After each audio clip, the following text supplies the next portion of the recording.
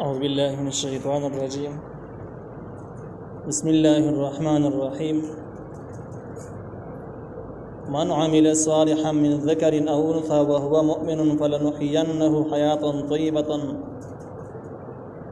حياة طيبة ولنجزينهم أجرهم بأحسن ما كانوا يعملون. سورة النحل 97 نمبر آیات. پر 97 نمبر آیات کی د نیکو اعمالو اهمیت ذکر کیږي او د هغې فائدہ ذکر کیږي. الله تعالی من عمل صالحا هغه چا چې وکړه نیکی. صالح هغه عمل ته ویل کیږي چې کوم موافق د شریعت او د دې په مقابل کې منکر راځي. منکر هغه ته وایي چې مخالف د شریعت مینس کې چې کوم دی نو هغه مباح نو کوم کس چې د شریعت موافق عمل وکړي من ذکر او انثى کنارینی او کزنانی وهو مؤمن او دغه مؤمنی دغه نارینه زنانه د مؤمنی مسلمانی زګه د نیکو اعمال قبل درود لپاره ایمان شرط دی. بغیر د ایمان نه نیک اعمال زین نه نسی. د ایمان سره نیک اعمال چې څوک وکړي نو الله تعالی سره وعده کوي چې فلنحيينه حیاة طیبه من به خامخه ژوندې کو دلته په داسې ژوند سره چې هغه پاک ژوند به ورته ورکړي. اوس د حیاة طیبه نه د څه شي مراد پاک ژوند څنګه په دې کې د علماء مختلف اقوال شته دي. سو کوئی حلال رزق بہت الله ورکړي کم کس شریعت موافق ژوند تیري الله تعالی ول رزق هم حلال ورکړي. سو کوئی د دې مراد جنت دی او سو کوئی چې د دې مراد د ژوند د چپاغي کې ورختایي او خفقان پکې نه. دا قول چې کوم دی اخرنه قول د تفسیر مال قرآن هم ورا کړی دی. لیکن دې کې وی لازمی خبره ده په دې معنی پوهیدل ضروری دي چې د ژوند چې باغې کې پریشانی او خفقان نه دی. دا معنی نه ده چې د باندې په بیماری ناراضي غربت باندې ناراضي کړهونه دردونه په ناراضي وي. دا معنی نه ده بلکې دا ټول به راضي بیا به هم دی خوشاله نو څنګه به خوشاله دا هغه د پاره طریقه ذکر کړی ده چې کوم سره مسلمان او د شریعت موافق هغه ژوند تیری. د دې سړي عقیده دای چې کله به سخت راشي نو د په دې عقیده باندې چې دا سخت الله را وسره الله لري کوي مشي لري کوي نو سخت د لري کېدل په تمام باندې د خوشاله ګرځي. اگر چې سخت کیږي لیکن خوشاله وي کپاره کده بیماری د الله تعالی نه کله امید چې مال به صحت راکې زبر ټیکيږي او کده غریب نو د په دې عقیده باندې دی چې الله تعالی وزما ژوند او حالت خکې حالت تبزم او کده صحت ټیک یو مالدار نو بیا حالت کار باندې ټیک دي نو باندې ټول د صورتونو کې د خفقان ناراض. دوی مدد چې د الله تعالی باندې عقیده ایمان کلک چې دا کم کړهونه مشکلات ته روم په دې باندې ماته الله تعالی اجر راکړي. او دا حدیثونو ثابت دي چې مسلمان تذکر د یویش په سر درد په تیر شي د یو کال ګناونه ته معاف کیږي. نو په دې باندې پوېږي چې کوم سخت ته روما نو چې یو په سر درد باندې د یو کال ګناونه معاف کیږي نو چې کله د اپتی کړهوي د میاشتې کړهوي دې بس موږ ګناونه معاف شي یا دا کوم بیماری ته رقم بل څه مصیبت تیر کم هغه به مسلمان نه اعمال لیکل کېږي څومره ګناونه معاف کیږي. نو دا عقیده چې څوک لري نو د هم دا کړهونو مصیبتونو ته ورخدا کیږي نه. د دې مثال تفسیر مال قرآن ذکر کړی لکه سړی او سړی چې نوکری کوي په دې نوکری کې د سخت ډیوټیانې کوي او ډیر زیات مجبوریان او متازیان تیری لیکن بدی اثر باندې میاش بعد ماده تنخواه ملایوي تنخواه په اثر باندې هغه تنخواه په وجه باندې هغه کړهونه د خوشحالي باندې تیری. یو زمیدار راوخل چې زمیدار سخت ګران سیس دی لیکن زمیدار چې زمیدار کوي نو او دا ګرمۍ یخنۍ بزان تیری نه بده تم باندې چې په اخر کې ماته کاپی فصل ملایويږي غیا به ملایويږي هغه په سره بزمان اقتصاد ډیر زیات برابر شي اساني برابر شي نو بدغه تمام د ګرمۍ یخنۍ هم خپه سہولت او په اسانه باندې تیری. نو د حال د مؤمن مسلمان د جب سخت تیری لیکن دغه سخت مخه د امیدونه لري تامي لري هغه په وجه باندې سخت په اسانه باندې تیری ورختای سره مخامخ کیږي نه. در حیاتن طیبتن خلاصه شو ولنزینهم من بخامخ بدل ورکو دوی ته اجرهم بدل ردوی باحسن ما كانوا يعملون په سبب د هغه خو کارونو چې دوی کړی دي بیا احسن ما كانوا يعملون مخکې هم تر شوی دی. الته کې د مراد دنیاي بدلوا نو دلته د مراد د آخرت بدل شي. فاذا قرات القران فاستعذ بالله من الشيطان الرجيم. او هر کله چې قرات د قران کې لولي قران لره فاستعذ نه پناه غواړه بالله الله سره د شیطان رټلې شوی. دای لفظي ترجمه ده. د ذکر کې د قرات په معنا تلاوت سره د لوستلو سره ده، لیکن مراد د لوستلو اراده کولی. نو معنی دا شو چې کله ته اراده تلاوت وکي نعوذ بالله وای زګه چې کله ته تلاوت باندې شروع وکي قرات تلاوت شروع کی نبیا تلاوت منځ کې څه نعوذ بالله نه وای د مخ کې نه وای. نو قرات په معنا د ارتا سره ده چې کله اراده د قرات وکي. د دې آیت مخکینی آیاتونو سره مناسبت ده چې مخکینه د شیطان د وسوسو باس را روان دي، د الله تعالی وعده پوره کول او د نه پوره کېدلو باس را روان دي. او په دې منځ کې د انسان غټ دشمنان تفسیر ابن کثیر لیکي چې د انسان د مسلمانانو دشمنان د دوه قسم دي. یو دشمن هغه د بخکاره کافرانو کې د بدمعش او باغیانو کافرانو کې دي. د باغیانو کافرانو چې هغه صورت باندې اصلاح کېدو حالت نشته دي، هغه د پر الله تعالی jihad پرس کړي د سر به jihad کیږي. لیکن یو بل دشمن دی چې د انسان د انجام د مسلمان د عقوبت د خرابولو لپاره بنیادی پوخ دشمن دی. او دغه دشمن په پیریانو کې دی. د پیریان نه ځان ساتلو لپاره الله تعالی د اعوذ بالله ذکر کړی دی چې الله تعالی نه پناه غواړي. د ښکاری نو مخامخ سره مقابله نه کیږي او دشمن دی په انسان باندې مستقل لګیدل دی. نو د دې نه چې کله ځان بچکی نو ځان الله تعالی په مرسته باندې پناه غواړي. دغه پناه په وجه باندې به محفوظ شي. بیا په دې ځکه کې پناه چې تکل غواړي احادیثو کې مختلف احوال لاغلي دي چې په دې کې تاسو اعوذ بالله وایي د شیطان نه پناه غواړي. یو په کتاب دې چې کله تاسو له غوسر زیات راشي نو په دې کې د شیطان کافي اثر موجود دی.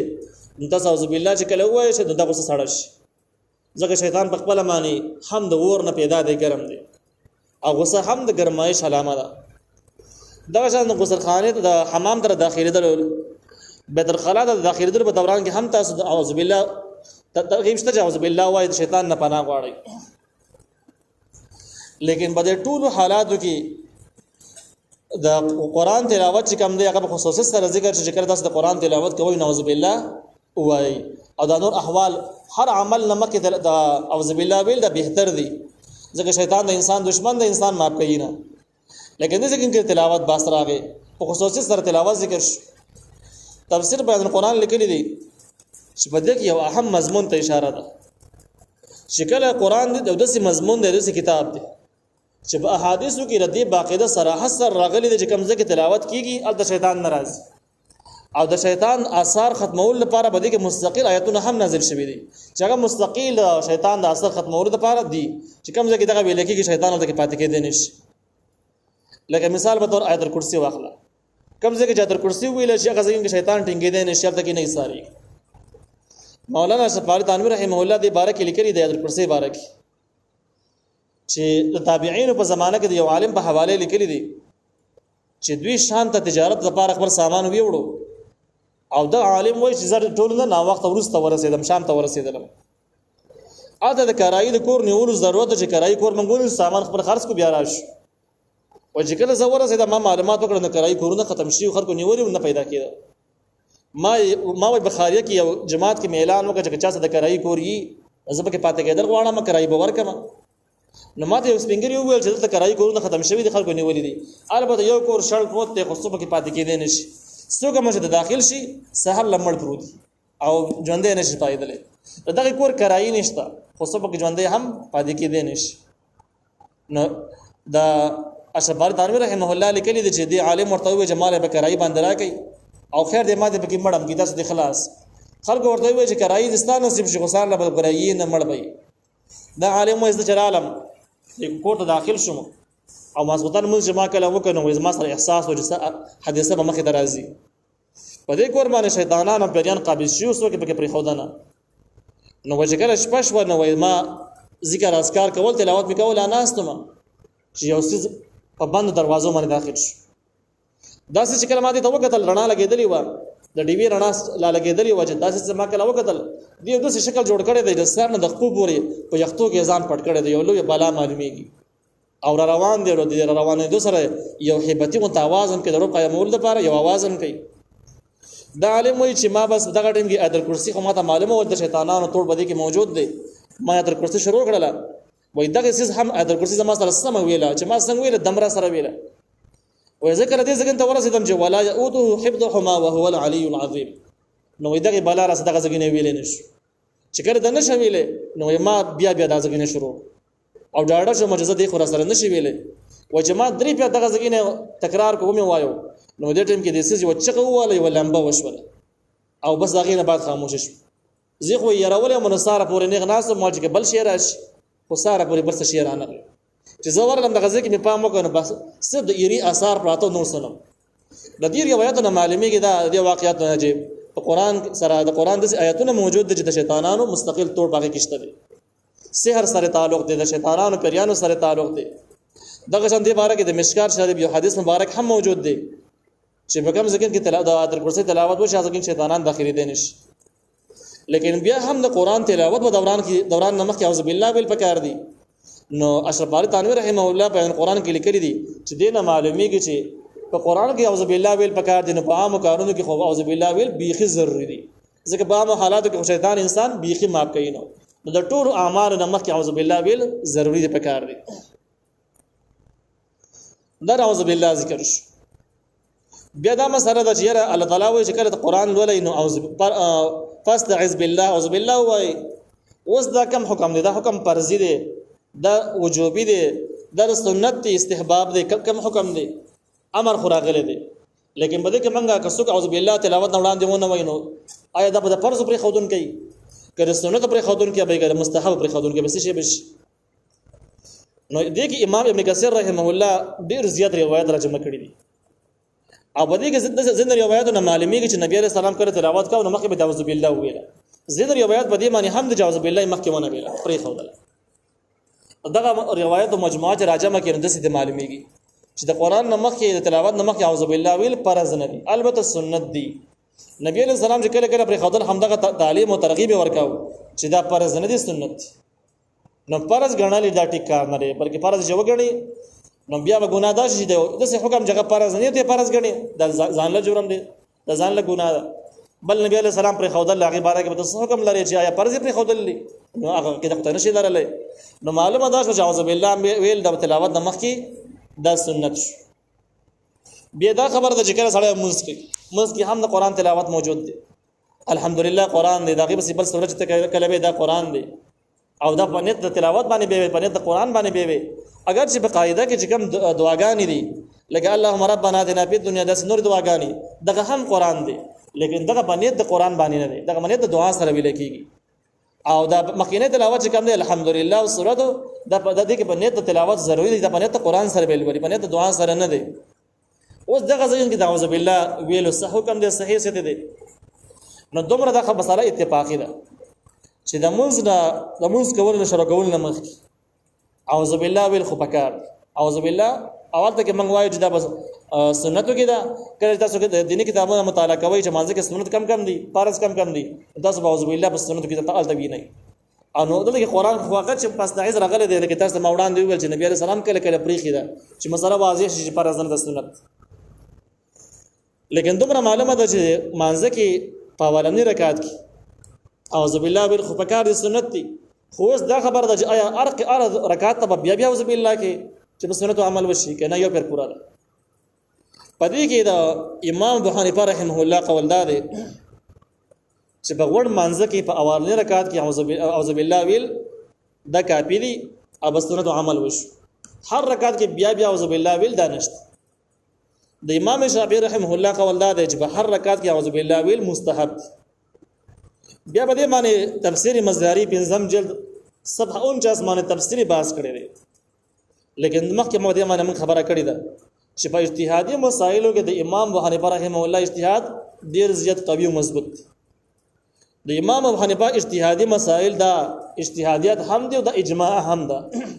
په دې وجه باندې چې امام ابو حنیفه رحمه الله چې کوم اجتهادي مسائل جمع کړي دي په دې کې د صالح تو مجتهدینو کمیټه ناشته و او دا مجتهدین چې په کومه مسله باندې اتفاق راغی نو هغه مسله به ولیکل شي.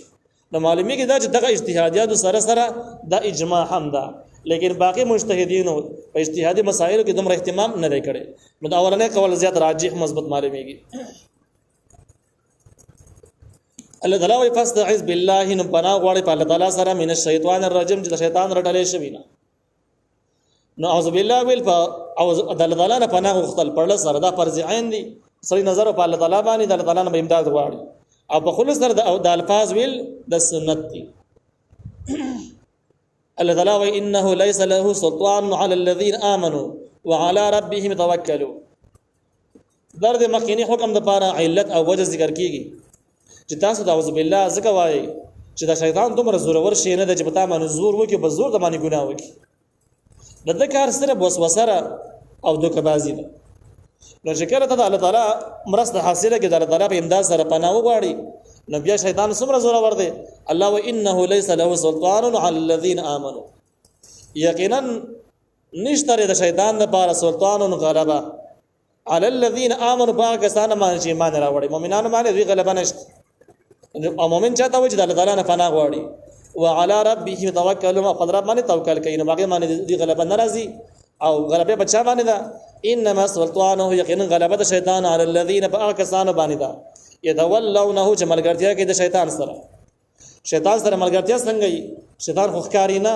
او شیطان سره ملګرتیا دا چې هغه کارونه کول چې په کم کار باندې شیطان خوشاليږي د شیطان سره ملګرتیا ده نو کوم کارونه چې شیطان خوشالېدن ته پوه شیطان سره ملګرتیا قائم ده او دا شیطان په باندې وس غالب کیږي په باندې قبضه کوي نو یو هغه چې شیطانی کارونه کوي والذین هم به مشرکون او بل هغه کسان چې هغه د دې الله تعالی سره شرک کوي سوچ الله تعالی سره شرک کوي بغیر باندې هم شیطان غالب او زوروري د دین علاوه بل څه باندې غلبه نشي کولای